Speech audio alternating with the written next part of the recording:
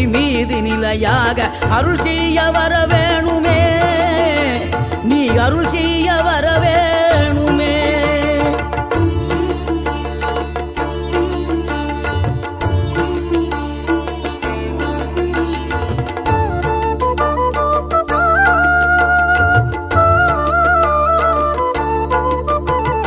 இகழ்தலையும் புகழ்தலையும் ஒரு முகமாய் கருதும்படி செவி உரைத்த முத்து குமரன், நீ வறுமையையும் வளமையையும் சமநிலையை உணரும்படி மதி கொடுத்த செல்வ குமரன்.